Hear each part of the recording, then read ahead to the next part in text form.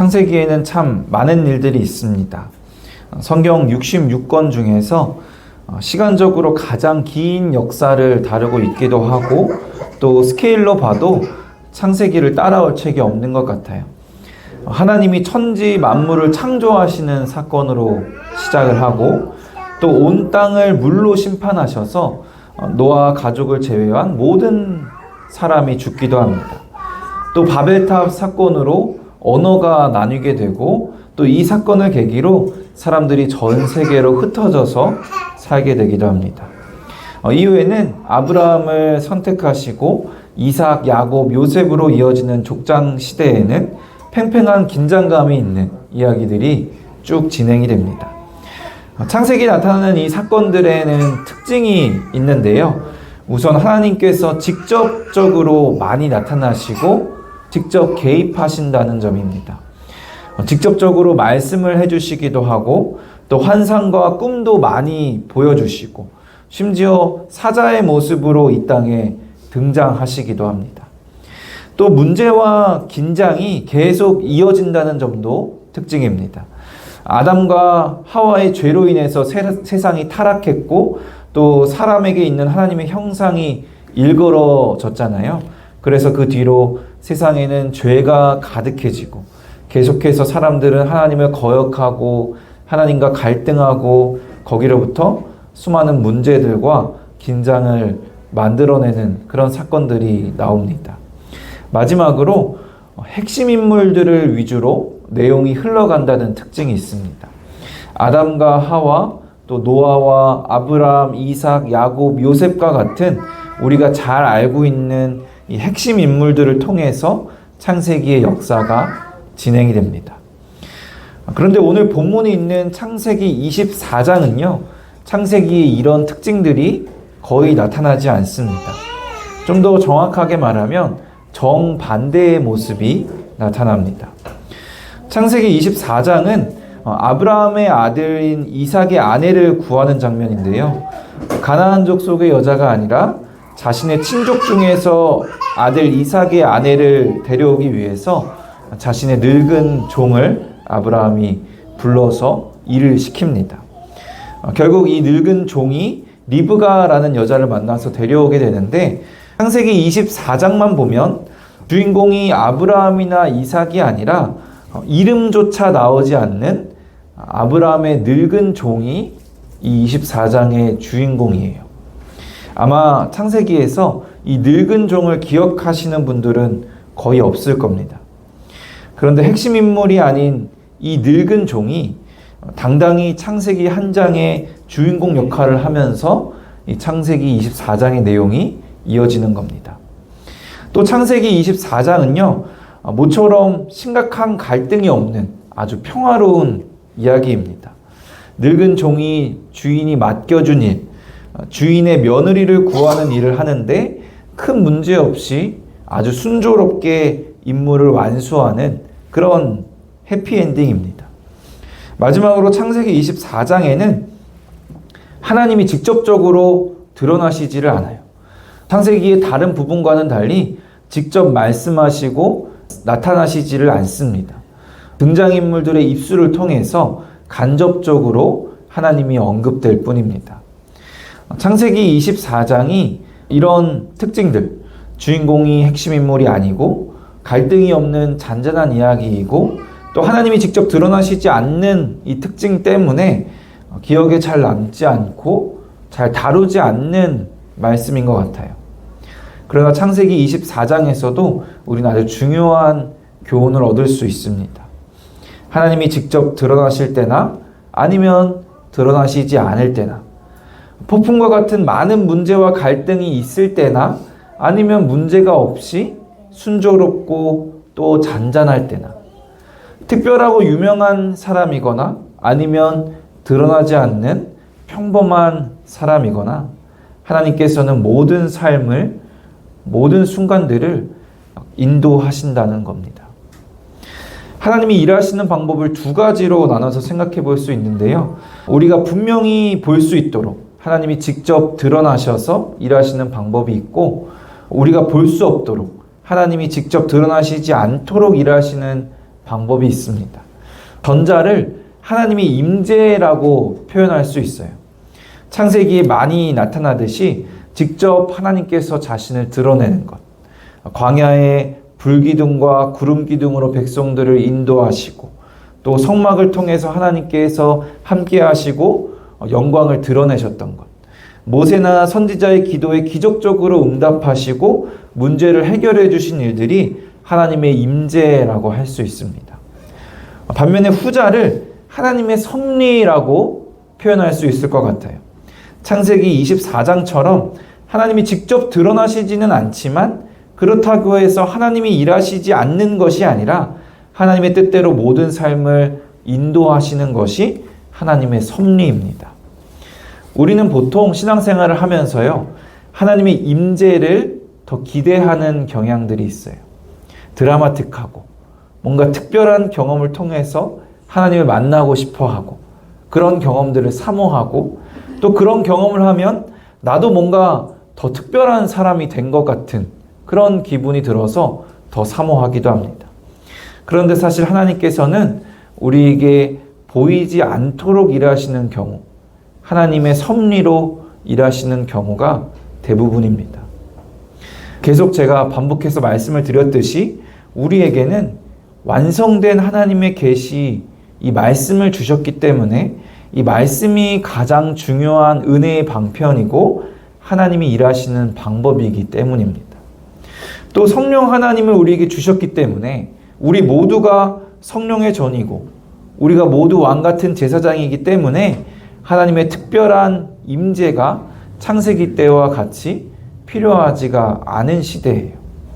그래서 하나님이 우리에게 보이지 않도록 일하시는 경우가 대부분입니다. 잘 보이지 않는 시대이기 때문에 성경에서도 보이지 않는 것을 믿는 자가 복되다라고 말씀하십니다. 그렇기 때문에 우리가 이 보이지 않는 하나님의 섭리를 분명하게 인식하고 하나님의 섭리에 대한 믿음을 갖는 것이 참 중요합니다. 오늘 본문에는요, 이런 섭리에 대한 믿음이 나타나고 있어요. 창세기 24장에서는 하나님이 직접 개입하시지도 않고 어떤 특별한 일이 일어나지도 않습니다. 갈등과 문제도 없이 그저 사람들 간의 관계, 또 대화를 통해서 중매를 하고 결혼을 하게 되는 내용이라 조금은 싱거운 내용이기도 해요. 그러나 하나님께서는 안 보이시는 이 가운데서도 아브라함의 족보를, 아주 중요한 족보잖아요. 이 족보를 써내려가는 이 역사의 배후에 계시면서 모든 사건을 분명하게 인도하고 계십니다.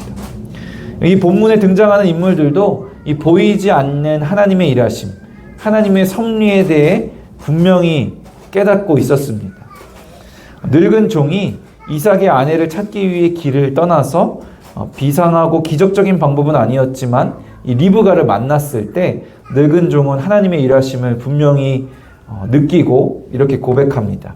창세기 24장 27절 같이 읽어볼까요? 이르되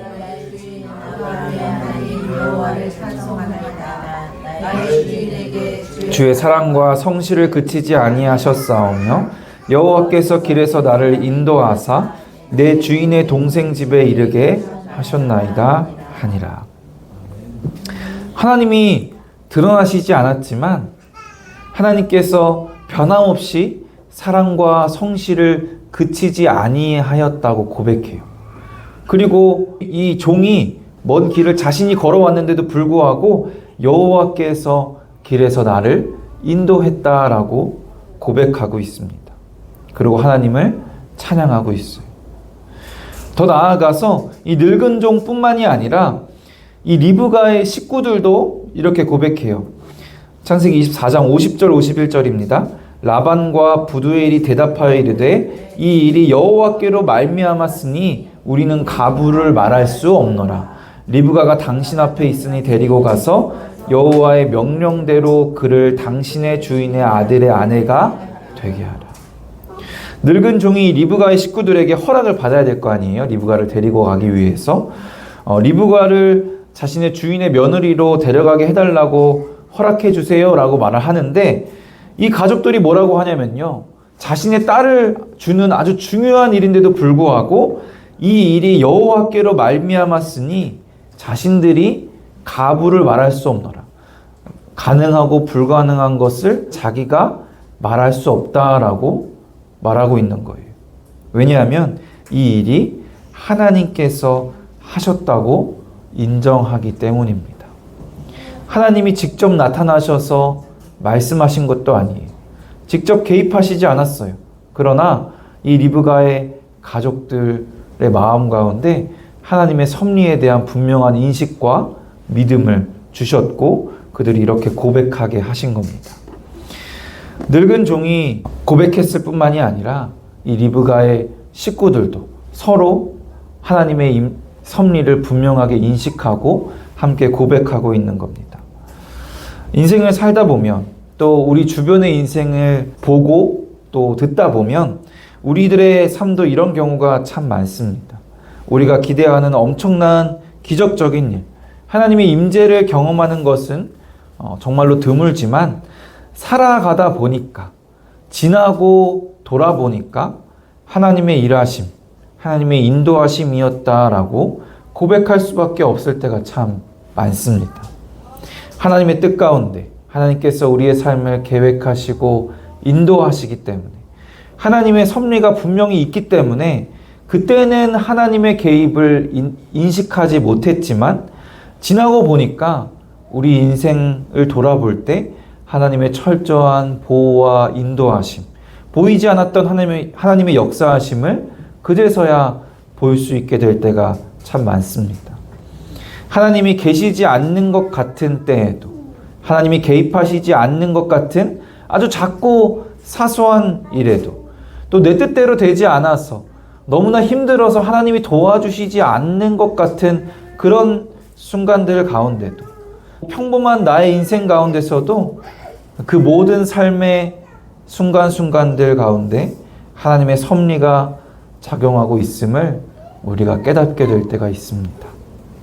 그 하나님의 일하심을 분명하게 인식하고 오직 하나님을 의지하고 하나님만 찬양하는 저와 여러분 되기를 소원합니다. 그렇다면 이 하나님의 섭리를 믿는 믿음이 주는 유익과 변화는 무엇일까요? 섭리에 대한 믿음은 분명히 우리에게 큰 유익을 주고요. 또 우리의 삶을 변화시킵니다. 2달 전에 함께 나눴던 말씀, 요셉의 삶을 통해서 우리는 이미 그 유익과 변화를 배운 바가 있어요. 요셉이 어린 시절부터 큰 어려움을 겪고 노예 생활을 하고 또 감옥 생활을 했는데 그 힘든 시기를 버티고 견디고 인내의 사람이 되었죠. 또 요셉이 어린 시절에는 미움받을 만한 아이였는데 커서는 사랑받을 만한 사람으로 변화되고 또 원수와 같은 형들을 용서하고 진정으로 사랑하는 그런 사랑의 사람이 되었습니다. 이처럼 요셉이 인내와 사랑의 열매를 맺을 수 있었던 이유가 무엇이었는지 여러분들 기억하시나요? 창세기 45장 8절 말씀 다시 한번 읽어볼까요? 그런즉 나를 이리로 보낸 이는 당신들이 아니요 하나님이시라. 하나님이 나를 바로에게 아버지로 삼으시고 그 온 집의 주로 삼으시며 애굽 온 땅의 통치자로 삼으셨나이다. 50장 19절 20절입니다. 요셉이 그들에게 이르되 두려워하지 마소서 내가 하나님을 대신하리이까. 당신들은 나를 해하려 하였으나 하나님은 그것을 선으로 바꾸사 오늘과 같이 많은 백성의 생명을 구원하게 하시려 하셨나니. 요셉은 자신이 애굽으로 팔려간 것이 형들이 한 것이 아니라 하나님이 하신 것이라고 믿었습니다. 요셉은 자신이 애굽의 통치자가 된 것도 자신의 힘으로 한 것이 아니라 하나님이 하신 것이라 믿었습니다. 요셉이 인내와 사랑의 열매를 맺을 수 있었던 이유가 실패를 하나님의 계획으로 정의했기 때문이라고 나눴었는데 그 말은 결국에 다르게 표현하면 하나님의 섭리를 믿었다라고 할 수 있어요. 요셉은 하나님이 보이지 않는 가운데도 인도하신다는 것, 모든 것은 하나님의 뜻대로 하신다는 섭리에 대한 믿음을 가졌던 겁니다. 그리고 그 믿음으로 요셉은 인내할 수 있고 또 사랑할 수 있는 사람으로 성숙하고 변화되었습니다. 요셉도 오랜 시간이 지난 후에 자신의 인생을 돌아봤을 때 보이지 않게 일하던 하나님을 보게 되고 섭리에 대한 믿음이 굳게 세워지고 그 믿음으로 신앙이 계속해서 자라나고 성품이 변화되었을 겁니다. 그와 마찬가지로 요셉이 그렇게 성숙하고 변화되었듯이 우리의 신앙이 섭리에 대한 믿음으로 성장하고 성숙하고 성품을 변화시키는 유익을 누리기를 소원합니다. 그런데 하나님의 섭리에 대한 진정한 믿음을 갖고 유익을 누리기 위해서는 우리가 먼저 가져야 하는 아주 중요한 시각이 있어요. 하나님의 섭리, 하나님의 뜻은 결국에 그 최종 목표가 무엇이냐면 우리의 구원이라는 겁니다. 먼저 우리가 구원이 필요한 존재라는 것, 우리가 철저하게 죄인인 것을 인정해야 돼요. 우리가 멸망할 수밖에 없는 존재이고 하나님의 구원의 은혜가 아니면 살 수 없다는 믿음이 있어야 합니다. 우리는 스스로 꽤 괜찮은 존재라고 생각할 때가 있지만 사실은 그렇지 않다는 것, 타락한 죄인이라는 것을 고백해야 됩니다. 내가 죄인임을 깨닫지 못하면 구원에 대한 필요가 없어지고 더 이상 누릴 수 있는 은혜가 없어져요. 그렇게 되면 당연히 하나님의 섭리도 별로 의미가 없습니다. 하나님이 별로 필요가 없게 되고 나에게 그 하나님의 일하심, 하나님의 섭리가 별로 특별한 의미가 없어지는 거예요. 그래서 하나님의 섭리에 대한 믿음이 있어요. 하나님의 일하심을 믿어요 라고 말을 해도 실제로 그 믿음이 있어도 별로 의미가 없고 나를 변화시키지 못합니다. 간혹 힘들고 어려울 때마다 하나님의 일하심을 느끼고 하나님이 필요해지고 찾을 수 있긴 하지만 나를 구원하시는 하나님에 대한 믿음이 아니라 그저 나의 필요와 도움에 따라서만 하나님을 찾는 이 연약한 믿음은 하나님의 섭리에 대한 믿음에 이르지 못하고 또 우리를 변화시키지 못합니다. 나는 계속해서 파멸의 길로 가고 있는데 하나님은 이런 나를 끊임없이 용서하시고 나를 구원의 길로 인도하시기 위해 하나님께서 섭리하신다는 사실, 심지어 내가 하나님을 느끼지 못하고 하나님이 보이지 않을지라도 하나님께서는 나를 구원하시기 위해 섭리하신다는 사실이 우리를 자유케 하고 우리를 평안케 하고 우리를 겸손케 하고 우리를 기쁘게 하고 우리에게 감사가 넘치게 하고 우리의 믿음을 성장시키고 우리의 성품을 변화시키는 겁니다. 보이지 않을지라도 하나님께서는 변함없이 우리를 사랑해 주시고 우리를 구원해 주시기 위해 일하신다는 사실이 우리를 변화시키는 겁니다. 보이지 않을지라도 하나님께서 언제나 일하시고 모든 것을 하나님께서 인도하신다고 하면 한 가지 질문이 생기게 됩니다. 그렇다면 하나님의 섭리를 믿는 우리는 무엇을 해야 하는 것인가? 본문에 등장하는 아브라함의 늙은 종은 그저 하나님이 하시는 일을 구경만 하는 사람은 결코 아니었습니다. 창세기 24장 12절 말씀입니다.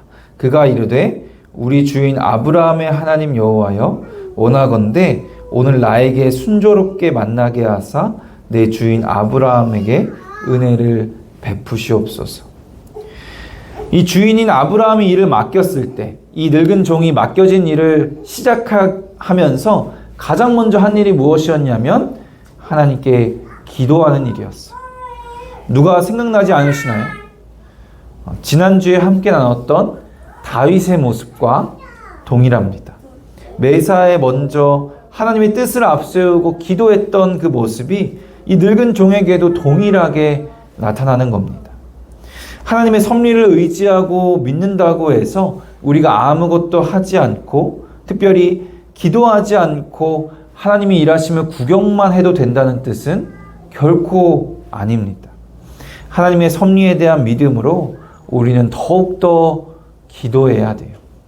기도를 통해서 섭리하시는 하나님의 역사에 우리를 참여케 해주시기 때문입니다. 하나님이 다 하시는 줄 알고 믿지만 그럼에도 불구하고 우리는 간절히 기도하고 또 또 간절히 기도하면서 하나님이 하신다는 믿음을 더욱더 굳건하게 가질 수 있습니다. 믿음과 기도, 어느 한쪽에도 소홀하지 않고 균형을 이룰 때 우리의 신앙에는 안정감이 더해지고, 우리의 신앙의 균형이 더해지고, 우리의 믿음이 더욱더 굳건해질 수 있는 겁니다. 우리가 기도하지 않는다면 하나님의 깊은 섭리를 깨닫지 못하고 우리의 믿음이 힘없는 관념적인 신앙에 머무를 가능성이 매우 크게 됩니다. 기도를 통해서 우리는 특별히 응답을 받게 되는 하나님의 임재를 경험하기도 하지만, 하나님이 살아계시다는 믿음이 자라서 힘있는 신앙생활이 되고, 하나님이 계시지 않는 것 같은 순간에도 하나님은 여전히 자신의 백성들을 돌보시고 구원하시기 위해 일하신다는 하나님의 섭리에 대한 믿음이 세워지게 되는 겁니다. 사랑하는 성도 여러분, 하나님이 보이지 않는 것처럼 보이는 평상시에도, 별로 특별해 보이지 않는 평범한 나의 일상 가운데서도 하나님은 우리를 돌보시고 일하고 계십니다. 놀랍게도 그렇게 하나님이 일하시는 이유는 우리를 구원하시기 위함입니다.